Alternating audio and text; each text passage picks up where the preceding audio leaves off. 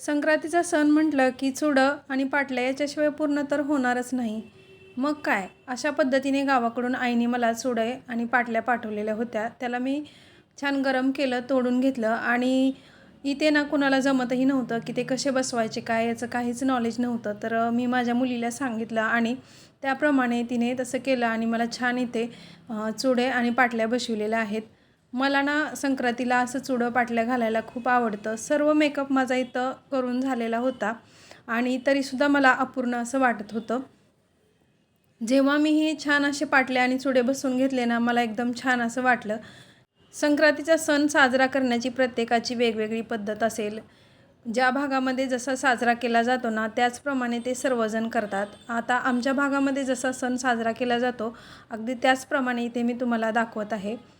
आजचा व्लॉग हा थोडासा लेट आलेला आहे, म्हणजे संक्रांतीचा सण होऊन गेलेला आहे, परंतु व्लॉग हा एडिट करायला थोडा वेळ लागला, त्याच्यामुळे थोडासा लेट आलेला आहे. तरी ते छान असं मी चुडं आणि पाटल्या बसवून घेतलेल्या आहेत. मेकअप पण माझं सर्व झालेलं होतं. संक्रांतीच्या अगोदर एक दिवस भोगी असते आणि भोगीला आपण खणाची छान पूजा करतो. याचा ना शॉर्ट व्हिडिओ आपल्या चॅनलवरती आलेला आहे. तसेच संक्रांतीच्या सणा दिवशीचे सुद्धा छोटे छोटे व्लॉग आपल्या चॅनलवरती अपलोड केलेले आहेत. ते सुद्धा तुम्ही पहा. आता विठ्ठल रुक्मिणीच्या मंदिरात जाण्या अगोदर इथे तुळशीची छान मी पूजा करून घेतलेली आहे आणि तुळशीला सुद्धा खण ठेवून दिलेले आहेत. खणामध्ये आपण वाण अगोदरच घालून घेतलेलं होतं. खणाची छान पूजा पण केलेली होती. तर खण घेत असताना मी माझ्यासाठी एक आणि तुळशीसाठी एक असे 2 खण घेते आणि ववसायला जाण्याच्या अगोदर छान तुळशीची पूजा करून तुळशीला छान खण ठेवून मग नंतर ववसायला विठ्ठल रुक्मिणीच्या मंदिरात जाते आणि असंच पद्धतीने आमच्याकडं हा सण केला जातो.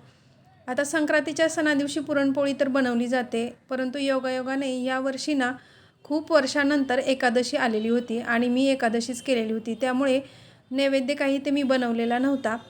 तर नैवेद्यामध्ये जे काही उपवासाला चालतं ना, तेच इथे मी घेतलेलं होतं आणि अशा पद्धतीने ताटात खण, तसेच पंचपाळं, फुलं, वाण, तिळगुळ जे काही साहित्य लागतं ना, ते सर्व साहित्य मी घेतलेलं होतं. आता इथे छान अशी तुळशीची पूजा करून झालेली आहे. नंतर इथे मी तुळशीला अशा पद्धतीने पीस घातलेला आहे, दर्शन घेतलं आणि नंतर डायरेक्ट इथं विठ्ठल रुक्मिणीच्या मंदिरात मी आलेले आहे आणि विठ्ठल रुक्मिणीची मूर्ती पाहून मनाला एकदम प्रसन्न असं वाटलं. कोणताही आपण सणवार साजरे करत असताना आपला वेळ कसा गेला ते सुद्धा समजत नाही आणि दिवस इतका सुंदर असा जातो ना, त्या दिवसाची आपल्याला परत परत आठवण येते. तर मला असं वाटतं याच्यासाठी सण साजरे करायला पाहिजेत. आता सण कोणताही असू द्या, तो साजरा करत असताना आपल्या मुलांनासुद्धा त्याची जाणीव असायला पाहिजे की आपण कोणत्या पद्धतीचे सण साजरे करतो, कसे करतो, कोणता सण कसा करावा लागतो, याची सर्व माहिती आपल्या मुलांना देणंसुद्धा तितकंच गरजेचं आहे.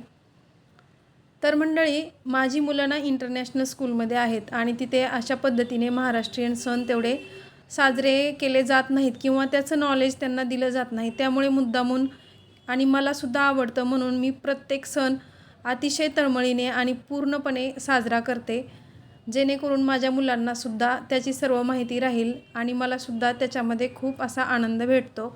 आता विठ्ठल रुक्मिणीला इथे छान ववसून घेतलं, चुड्याचा जोड ठेवला, नंतर पूजा केली, वाण ठेवलं आणि नैवेद्य म्हणून मी इथे उपवासाचं आणलेलं होतं ते पण ठेवून दिलं आणि मानाने आपल्याला जास्तीत जास्त 5 बायकांची तरी ओटी भरायची असती. त्याप्रमाणे इथे मी जेवढ्या मला बायका भेटतील ना, तेवढ्यांची छान ओटी भरून घेतलेली आहे. त्यांनासुद्धा तिळगुळ दिलं, वाण दिलं, हळदी कुंकू लावलं आणि अशा पद्धतीने पूर्ण आजचा संक्रांतीचा हा दिवस गेलेला होता.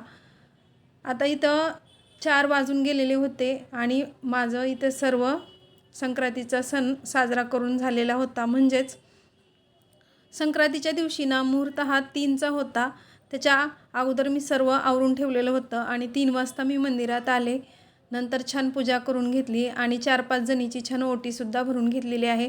आता नवीन ठिकाणी आले त्यामुळे जास्त ओळखी नव्हत्या. आत्ता सध्या नुकतेच आम्ही शिफ्ट झालेलो आहोत आणि जेवढ्या काही माझ्या मैत्रिणी झाल्या किंवा ओळखीच्या झालेल्या आहेत, त्यांच्यासोबत मी ते अशा पद्धतीने छोटीशी रीलसुद्धा बनवलेली आहे. आणि हो, कसं असतं ना, प्रत्येक माणूस हा प्रत्येक गोष्टीमध्ये परफेक्ट नसतो. बऱ्याचशा गोष्टी आपल्याला काही जमतही नसतात किंवा काही जमत असतात. तर आपण प्रयत्न केला ना, तर ते आपल्याला जमायला लागतात. म्हणजे मला रील बनवणं हे खूप अवघड असं काम वाटत होतं, परंतु मी थोडासा प्रयत्न केला आणि मला ते थोडक्यात जमलेलं आहे. आणि सर्वात शेवटी ना सायंकाळी 5 वाजता माझं हे पार्सल आलेलं होतं. याच्यामध्ये ना मी साऊथ इंडियन असा सेट मागवलेला होता. म्हटलं माझ्याकडे व्हाईट साडी आहे आणि त्याच्यावरती साऊथ इंडियन लूक करण्यासाठी मला हा साऊथ इंडियन स्टाईलच हा सेट हवा होता. ऑनलाईन मी पाहिला. आता इथे ही काही ॲड नाही किंवा प्रमोशन काहीच नाही. मी फक्त जस्ट मला लागणार म्हणून असा हा सेट मागवलेला आणि माझ्या मुलीनं तो व्हिडिओ घेतलेला होता. म्हटलं चला तुम्हाला पण दाखवता येईल आणि मला हा सेट खूप जास्त आवडला. ऑनलाईन मागवला परंतु एकदम सुंदर असा हा सेट आलेला आहे आणि एकदम कमी प्राईसमध्ये सुद्धा मला हा सेट बसलेला आहे. आता जेव्हा कधी हळदी-कुंकू असेल किंवा कोणत्याही सेलिब्रेशनच्या वेळेस ना जर मी साऊथ इंडियन लूक केला ना तो नक्कीच तुमच्यासोबत मी शेअर करेन. तरी ते तुम्ही पाहू शकता सेट एकदम दिसायला सुंदर असा आहे. म्हणजे माझा पूर्ण दिवस एकदम आनंदात गेला सकाळपासून संध्याकाळपर्यंत. म्हणजे झालं काय, हा सेट एक दिवस अगोदर आला आणि ऐन संक्रांतीच्या दिवशी आला ना, त्याच्यामुळे मला खूप जास्त छान वाटलं आणि सेट पाहून तर एकदम छानच वाटलं, कारण तो दिसायला एकदम सुंदर असा होता. क्वालिटी पण एकदम छान होती आणि रेटच्या मानाने मला तो एकदम छान असा भेटला. आणि अशा पद्धतीने ना माझा पूर्ण दिवस एकदम छान गेलेला आहे. सकाळपासून मेकअप करण्यापर्यंत ते पूजा, नंतर मंदिरात जाणं आणि हा ज्वेलरी सेट येणं, याच्यामध्ये पूर्ण दिवस एकदम छान असा गेला. आणि एकदम संध्याकाळच्या वेळी आमच्या क्वार्टरमधील सर्व मुली मला तिळगुळ देण्यासाठी आलेल्या होत्या आणि त्यांना पण मी छान गप्पा मारल्या, त्यांच्या ओळखी करून घेतल्या, प्रत्येकांची नावे विचारली आणि त्यांना पण तिळगुळ दिले आणि हा दिवस एकदम छान असा गेला. तर मंडळी, आजचा हा छोटासा व्लॉग मी तुमच्यासोबत शेअर करण्याचा प्रयत्न केलेला आहे. आजचा व्लॉग तुम्हाला कसा वाटला ते कमेंट करून सांगा.